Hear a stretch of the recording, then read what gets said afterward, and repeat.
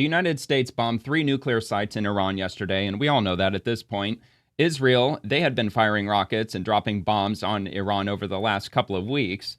And Iran, they haven't retaliated to the U.S. strikes just yet, and hopefully they won't, but that's obviously unlikely. But in the meantime, there has been quite a bit of chatter and rumors, announcements, and whatnot over on the X platform, and I'll go through some of those posts, also showing when they were posted, all of which were posted at some point today on June 22nd, 2025. Now, these posts are primarily coming out of either Iran or from Iranian loyalists, sympathizers, what have you. And this is just looking at what we are seeing that they're saying from our point of view over here on the American side. So I'll just get straight into it. So this comes from Lolams, or LOLAMS. And he says this was Iran's response to the U.S. and Israel at 8:03 a.m. Now, right now, Israel, the current time there is now at 8:50 p.m. So this was roughly about 12 hours ago when this happened. So just showing a few images. Now, of course, taken with a grain of salt, this is the X platform. You know, you can post whatever you want. Free speech is supposed to reign supreme over on this platform. So not going to take this as the gospel truth. I'm just showing you, what we're seeing from their point of view, or at least what they're saying. And there's some what appears to be detonation sites or missile sites where there were explosions or where they had successfully bombed Iran overnight, essentially. And here we got a video. This appears to be out of Israel. So let's give this a play here.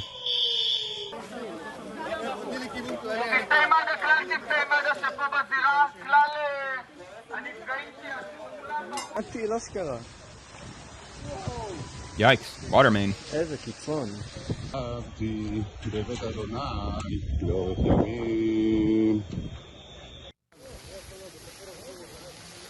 Yeah, quite a bit of damage. So there you have it. Again, not 100% sure. There's no way that I can absolutely know for certain that that video did indeed happen this morning or overnight. I'm assuming that it did because that's what they're saying. But again, not 100% positive.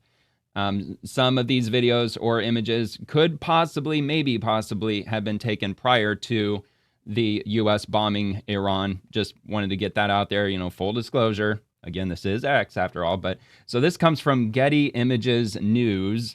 Emergency workers respond to the site of a missile strike in the Ramat Aviv neighborhood of Tel Aviv. Israel was hit by a wave of aerial attacks by Iran after the U.S. entered the war overnight and bombed several Iranian nuclear sites.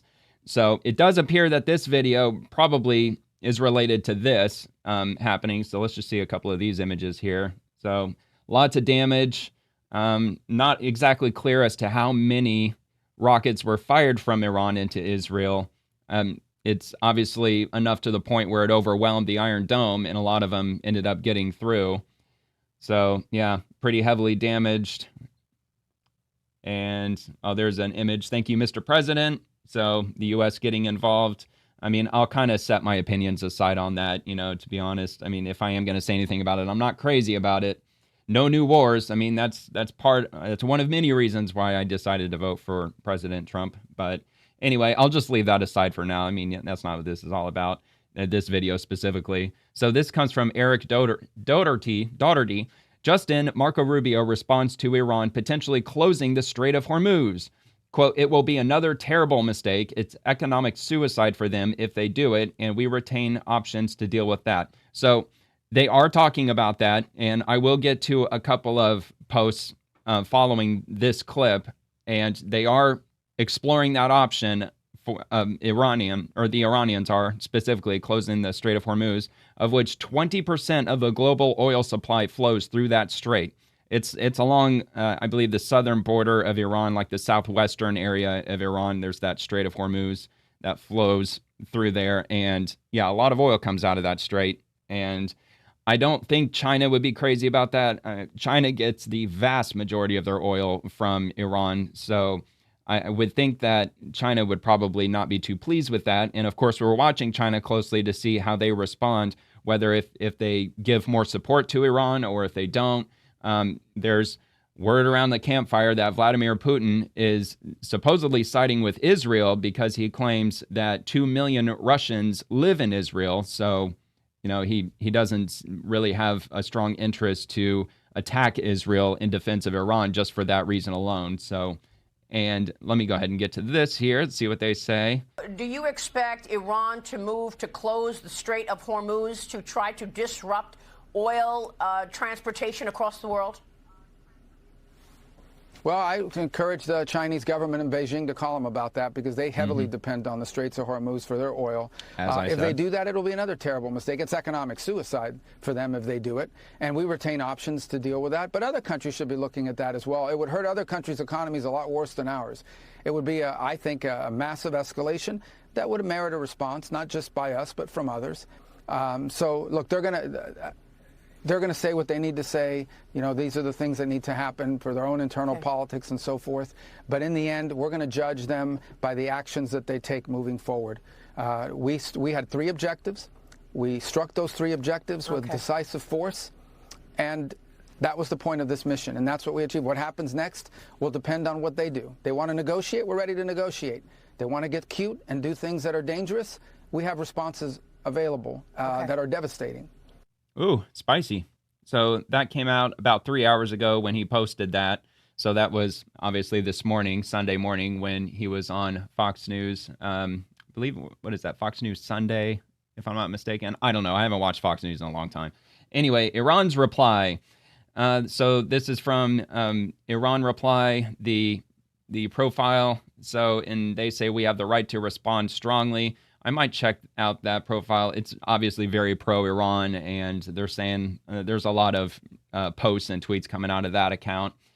So for this one, this comes from Peacemaker. Iran is ready to respond. The U.S. is within reach. Iranians declare war after U.S. attack on Iran. I think they declared war on us back in 1979, though.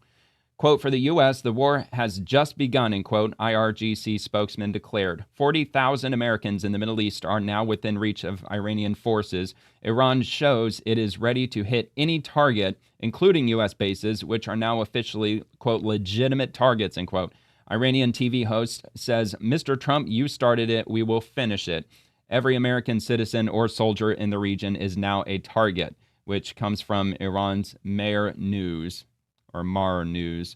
So there's an image here which shows the Al-Assad Air Base. Many of the approximately 2,500 U.S. troops in Iraq are located at this Iraqi base. And there's Kuwait. 5 installations are located here. They can hold more than 13,500 troops. And then the Al-Udeid Air Base, U.S. Central Command regional headquarters, can accommodate more than 10,000 troops. And they've got a couple other dotted here and there. So there's that. And that came out a while ago, about 11 hours ago. And here's another one from The Telegraph. A spokesman for Iranian Parliament's National Security Commission responds to U.S. bombing of nuclear sites. Read the latest at the link below. Let's see here from The Telegraph. Let me see what they say about this. Bring enough coffins if you join war, Iranians tell Trump. Spokesman for Iranian's Parliament National Security Commission responds to U.S. bombing of nuclear sites. Of course, it's hidden behind a damn paywall. U.S. must bring us a sufficient number of coffins if it enters a war with Iran. So if you have a subscription to The Telegraph, you can check that out. Maybe I'll link that in the description. I'm not really inclined to because I don't really want to, put a lot of support behind, paywall publications. But I mean, look, my thing with this is if you're going to hide all these behind a paywall, I really think it's just kind of pointless to post it. I mean, I get it. It's kind of an advertisement in, one way to try to get somebody to subscribe just so they can read the article. So I guess I kind of get it. I'm defeating my own argument. So this one comes from Intel Slava. First Iranian comment on the American attack. Foreign Minister Arakchi writes this morning, Iran reserves the right to respond and the possibility of defending its sovereignty. The United States, a permanent member of the United Nations Security Council, has committed a grave violation of the UN Charter, international law, and the NPT by attacking Iran's peaceful nuclear installations.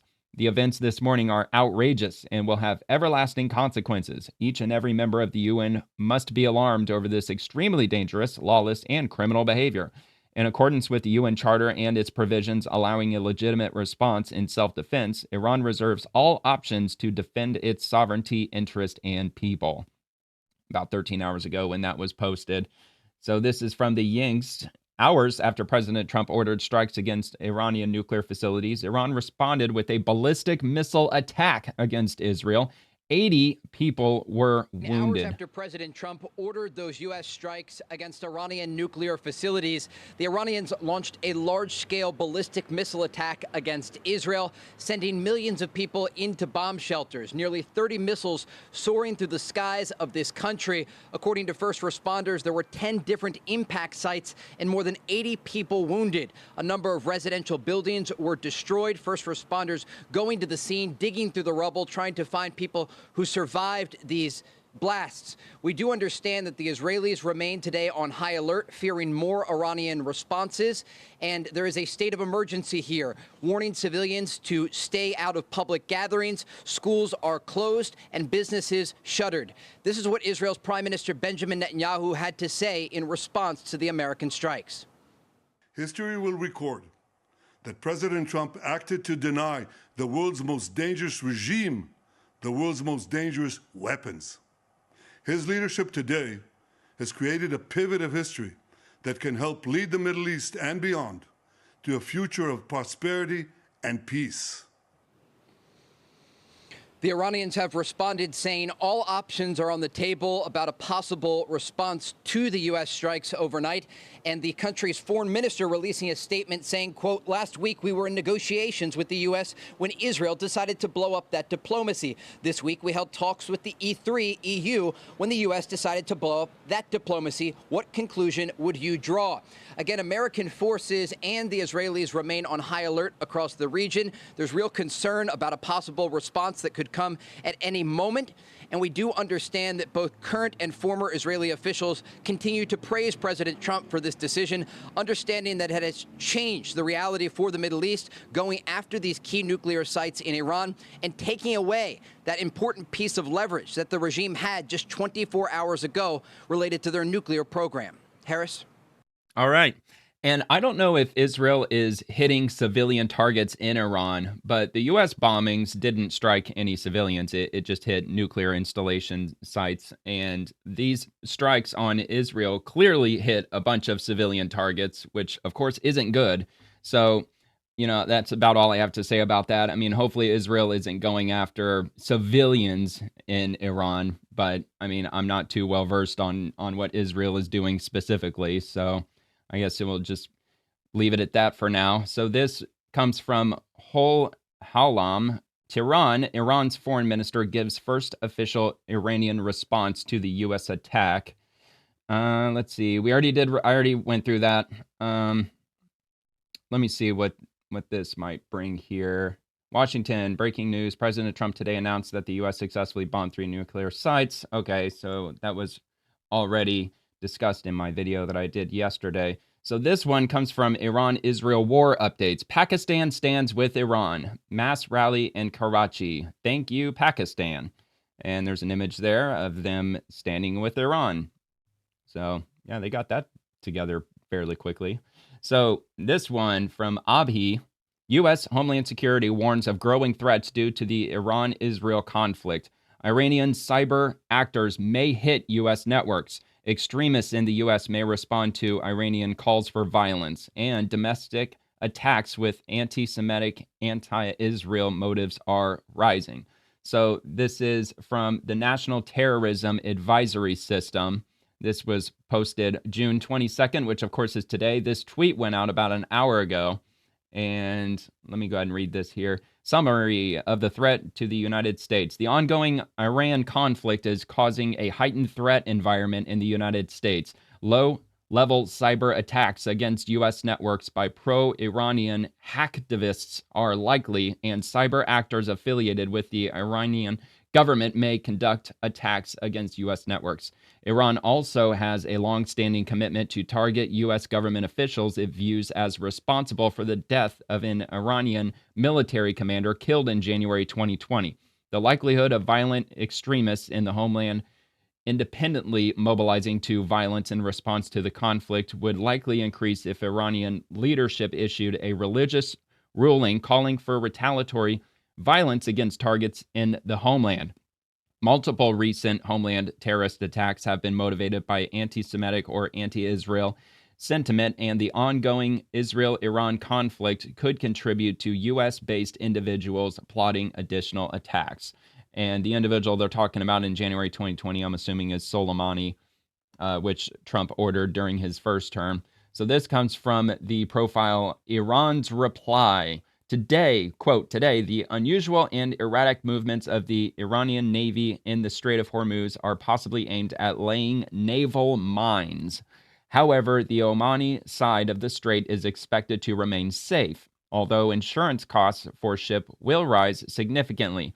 The Iranian parliament has already granted Ayatollah and authority to close the strait. So apparently the parliament in Iran has voted to close it. So as far as I've read over the last couple of days, I believe U.S. warships, I think even a carrier, or even a couple of carriers have entered this strait to try to keep it open. So we'll see what happens with that. Hopefully there won't be, all-out war that breaks out. But I think the U.S. is really going to stand behind their attempt to at least keep it open. But we'll just have to see what happens there. In my opinion, I think that's probably going to be the first thing that Iran does, is try to attempt to close the strait. That might be the first retaliatory measure that they might take. Although, just like what Marco Rubio said, how is China going to respond to that? Because the vast majority of what China gets in terms of oil, they get it from Iran. And it's something like 90% or something like that. It's a very high number that they get. And how is Iran going to, allow Chinese oil to be shipped through and keep everything else closed? It sounds like something that may not be that feasible. And plus, if they're laying mines out there, I mean, that just opens the possibility of an Iranian tanker even possibly getting struck by one of those mines. So that doesn't sound like it might be good for either side, even Iran. So this also comes from Iran's Reply. Quote, today, the unusual... All right, hold on here. The Omani side. Okay, yeah, I already read that. My bad. So Iran's Today, 6 hours ago, Iran's foreign minister, Araghchi, says he will have an important meeting and serious discussions with Russia's President Putin tomorrow on Monday in Moscow. So that's something to look forward to see how Putin is going to respond to this attack and how they will help out Iran, if they will even at all. But it sounded clear that he's not going to engage in any attacks against Israel, at least, but I'm not so sure how they're going to take the American attack and how they might proceed from there. So we'll just have to see. Again, Iran's Reply, the Iranian foreign minister has arrived in Russia. A major meeting between Iran and Russia. A surprise is definitely expected. And this one also comes from Iran's Today. Thousands of Iranians gathered in Tehran's Engilab Square in a show of support for their country amidst the U.S.-Israeli aggression. I'm really bad with words, by the way, so my apologies. So let's see what this brings. Let me just adjust the volume slightly. I don't want to blow out any eardrums. So let's see what this is all about.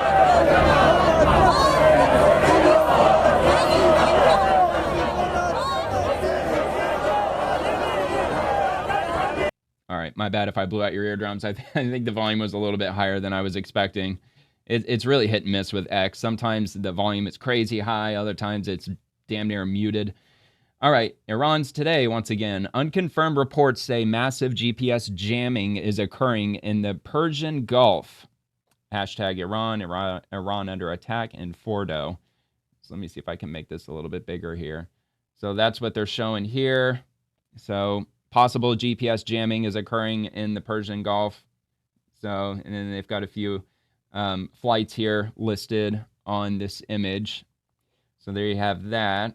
And let's move on to the next one here. That was an hour ago, by the way. Let's see.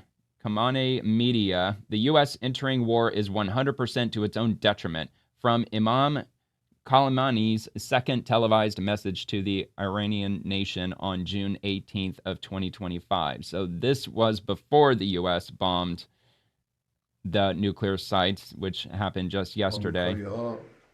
The Americans... All right, hold on. Let me go ahead and just drop the volume of this, and I'll just read the captions here. Well, you know what? Actually, I'll just leave it up here a little bit, but I'll read the captions for you. The Americans who are familiar with the policies of this region... hold on. Let's try that again. Americans who are familiar with the policies of this region know that the U.S. entering in this war is 100% to its own detriment. The damage it will suffer will be far greater than any harm that Iran may encounter. The harm the U.S. will suffer if they enter this conflict militarily, which we have, will definitely be irreparable. All right, so that's that. I just figured that was relevant to this happening because we did enter and we bombed a few nuclear sites just yesterday. So this from Saeed Abbas Arghachi. The United States, a permanent member of the United Nations Security Council, has committed a grave violation of the UN Charter, international law, and the NPT by attacking Iran's peaceful nuclear installations. The events this morning are outrageous and will have everlasting consequences. Each and every member of the UN must be alarmed over this extremely dangerous, lawless, and criminal behavior. In accordance with the UN Charter and its provisions allowing a legitimate response in self-defense, Iran reserves all options to defend its sovereignty, interest, and people. And I know I already read that, but I've got everything listed out. I'm just going to go through it. There could be a couple of repeats, but I think that was the last one that had already been listed. I mean, that's coming from several sources, and it's making its way all over the place on the X platform, at least. And I'm sure that that post is making its rounds on mainstream news media as well. So this comes from Daily Iran Military. Head of Iran's Nuclear Safety Systems Center. Despite the criminal actions early this morning in the attack on nuclear facilities, due to prior precautions and measures taken, no radioactive contamination or nuclear radiation has been observed outside these sites and facilities. So if that's true, I mean, I guess that's good news. I don't know if they're trying to hint at nuclear material not being at the sites at the time they were bombed, which I went over yesterday. There's apparently propaganda swirling around suggesting that Iran emptied out these facilities days before they were bombed yesterday, that they had already anticipated that these facilities were going to be bombed, so that's why they emptied them out prior to the bombing. I guess theoretically that's possible, but as I said in my video yesterday, it's highly unlikely because we're constantly watching Iran.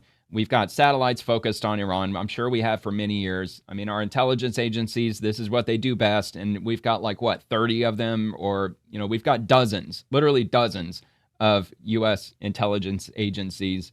And, this is the kind of stuff they do all day. They keep an eye on what's going on around the world with the BRICS nations and our adversaries and all that. So I think if they were moving stuff out of these facilities, I think they would have definitely had seen that activity happening. And despite these facilities being underground, at some point they would have had to move the supplies to another location, unless they've got miles of tunnels that are dug underground that go to distant facilities from where this attack happened, the U.S. bombing these nuclear facilities. But if that's the case, the U.S. already knows that these long tunnels exist, because in order to construct these tunnels, you have to remove the earth and you have to truck it away from the site. So I'm sure that we would have already known that if we knew that they had tunnels stretching to other locations where they could, in the event of an attack, move nuclear materials to another place. So I'm pretty confident, in my opinion, that these sites were successfully taken out and that nuclear materials were not moved, because I believe that we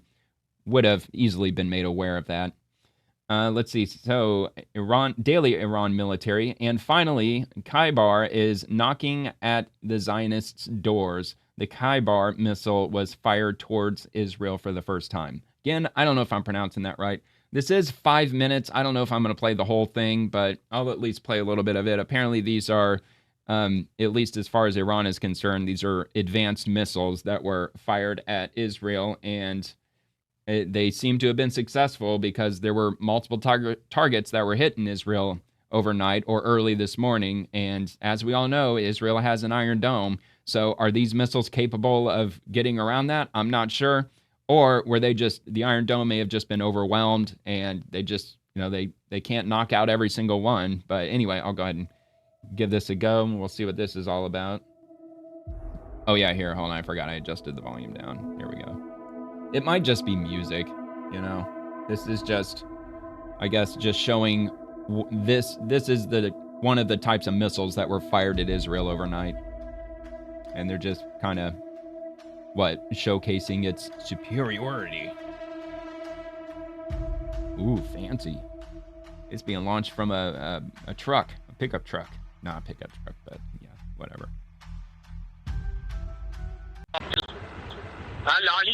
Alright, so obviously it's a test.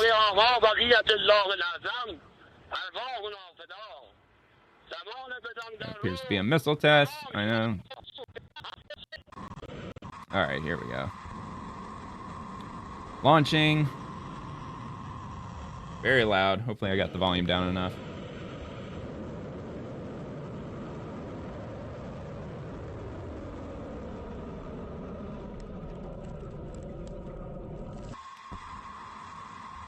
So supposedly this is one of many missiles that were fired at Israel for the first time, according to this post.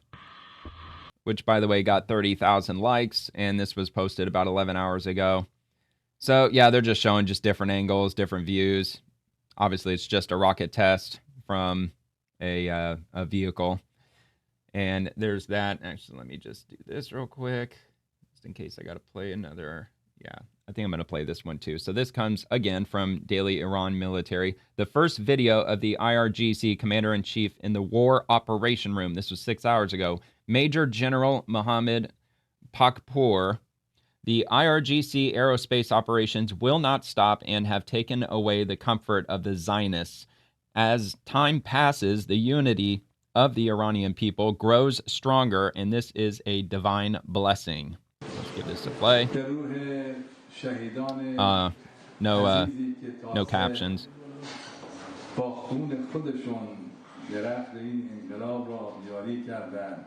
Well, that's too bad. I wish they had closed captions for this. That would have been nice.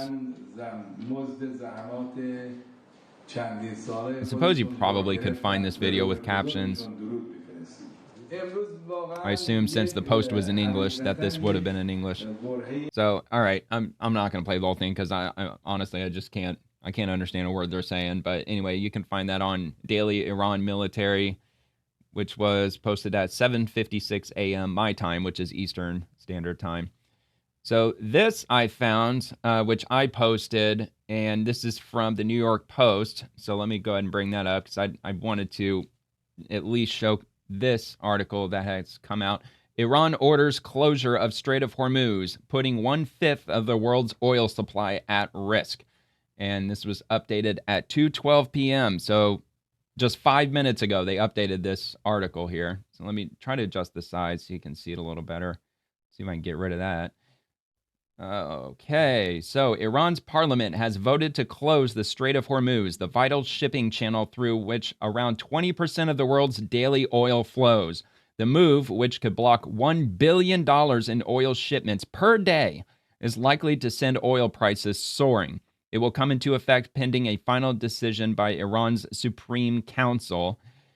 And the Supreme Council's decision must be made by tonight, according to Iran's state-run Press TV. It sounds like they're definitely going to at least try to shut it down. Iran's major escalation in response to U.S. strikes on its nuclear facilities will be done whenever necessary, Emel Khosari, commander in the Revolutionary Guards, said on Sunday. The strait connecting the Gulf of Oman with the Persian Gulf is one of the world's most critical choke points, just 20 miles wide at its narrowest point. Shipping lanes in the strait, the area that is deep enough for ships to pass, are even narrower at less than 2 miles wide in each direction, making them much more vulnerable to attacks and threats of closure. Plus, as that tweet said earlier, there's buzz about mines being dropped into the water. So, not sure if that's true or not, but that's what they're talking about over on the Iranian side. The channel is shallow, making it a particular target for underwater mining, while the narrowness of the strait makes passing vessels vulnerable to attack from shore-based missiles or interception by patrol boats or helicopters. Quote, Iran would most likely pursue a multi-layered, asymmetric strategy rather than attempting an outright naval blockade, Greg Roman, executive director of the Middle East Forum, told the Post. Quote, their primary approach would involve rapidly deploying naval mines across the shipping lanes. This is their most effective tool for immediate disruption. They'd simultaneously launch anti-ship missiles from mobile coastal batteries like their Ghadir and Nasir systems, targeting oil tankers from distances up to 185 miles. I mean, you'd think that they wouldn't want to have a massive oil spill on their shores, but I mean, whatever.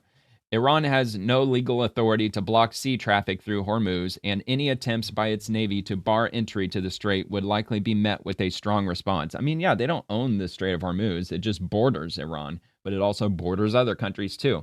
Plus, I would be very curious to see how China will react to this, because I'm sure that Iran rather is heavily relying on China with regard to what an ongoing conflict might look like. So we'll have to see how that plays out. Ships with the U.S. Fifth Fleet, along with other Western navies, are patrolling the area at all times. It is bordered by Iran to the north and Oman and the United Arab Emirates to the south. The bulk of all oil exported by the regional petro giants, Iran, Iraq, Kuwait, Qatar, and Saudi Arabia, and the UAE, they all travel through this narrow waterway. So this isn't only going to affect Iran, it's going to affect these other countries as well. So might have to see how they respond to this if they actually get this successfully closed, which they're mostly concerned with this area right here, as far as I understand. And it just makes it particularly easy to close, especially because the shipping channels are in total only 4 miles wide. So that's quite a narrow channel, to say the least. So the U.S. military dropped 6 bunker-busting bombs. Okay, so this had already happened. Satellite images show how part of the mountain protecting the facility was completely obliterated. Oh, yeah? Okay. This marks the first time the U.S. used the 15-ton bunker-buster bombs. And that was all speaking about the U.S. Dropping bombs on these nuclear facilities. So anyway, moving on with this article, Asia is likely to bear the brunt most from any closures to the waterway, with China, India, Japan, and South Korea all getting most of their oil imports through the strait. So this isn't just affecting China either.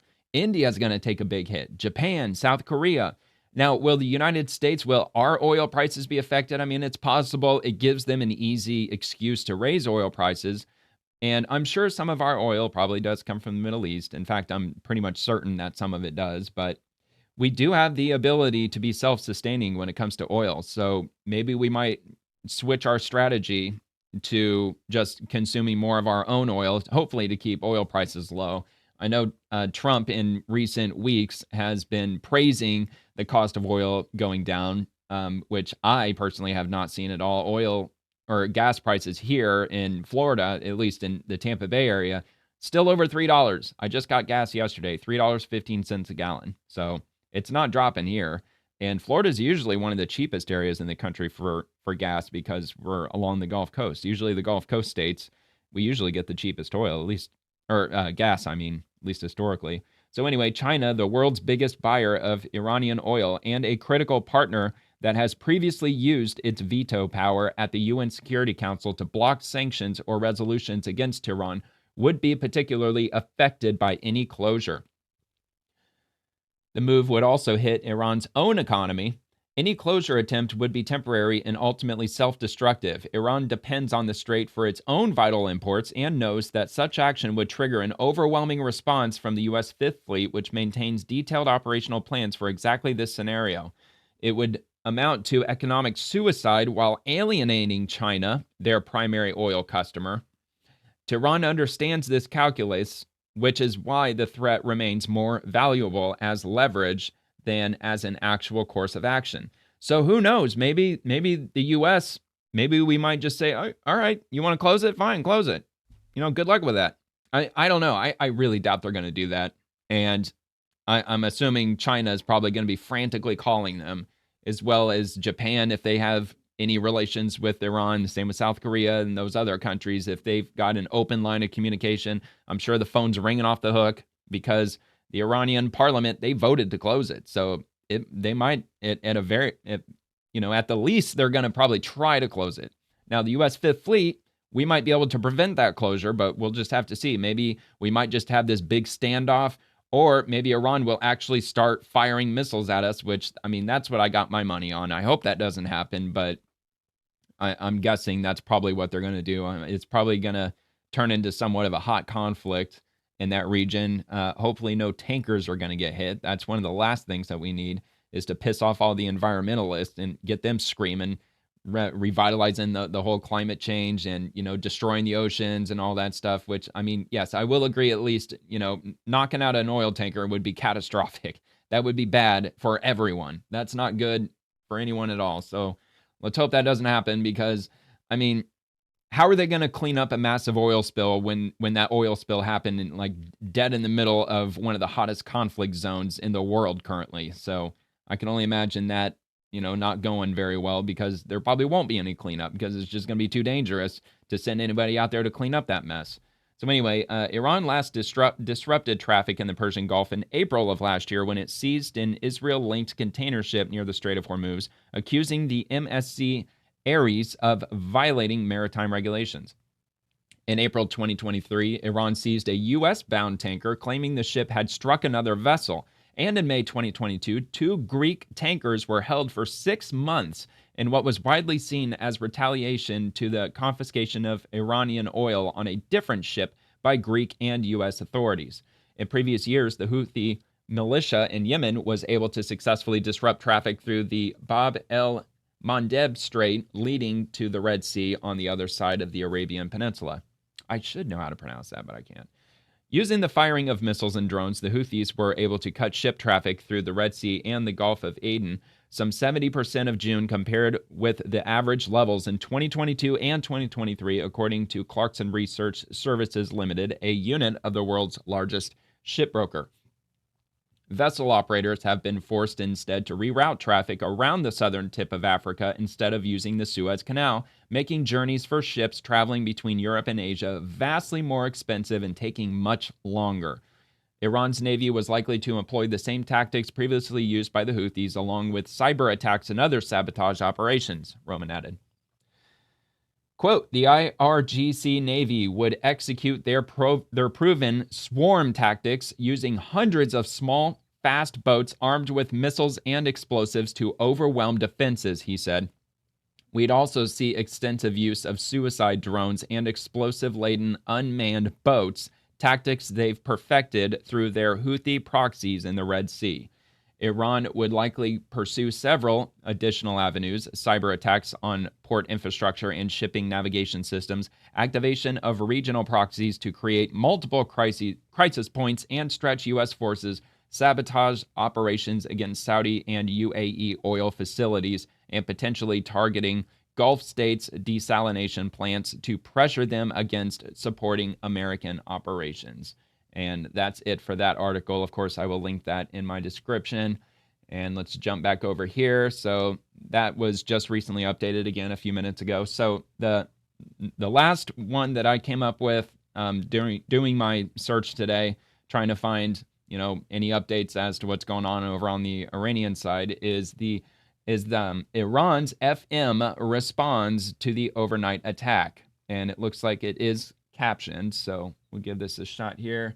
I might keep the volume down, and I'll just read the captions as they come across. President Trump was elected on a platform of putting an end to America's costly involvement of forever wars in our part of the world, he has betrayed not only Iran by abusing our commitment to diplomacy, but also deceived his own voters by submitting to the wishes of a wanted war criminal who has grown accustomed to exploiting the lives and wealth of American citizens to further the Israeli regime's objectives.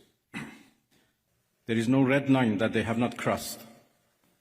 And the last one, and the most dangerous one, happened only last night, when they crossed a very big red line by attacking nuclear facilities. I don't know how much room is left for diplomacy. We are now calculating the damages. And as I said, the damages are not only for our nuclear facilities. The damages are for the United Nations Charter. It was not only Iran's facilities which was bombed, it was also the United Nations Charter. All right. Well, there you have it. That's ominous, and we'll see how that progresses. But that's all I have right now. That's the latest that's happening over on X. And if anything comes out, I might make another video updating if there's enough new information that comes out. But that's pretty much all the chatter that's going on that at least I was able to come across, at least over on the X platform over the last 12 to 16, 18 hours or so. So that's all I got for right now. So thank you very much for watching. Subscribe if you'd like, and I'll see you later.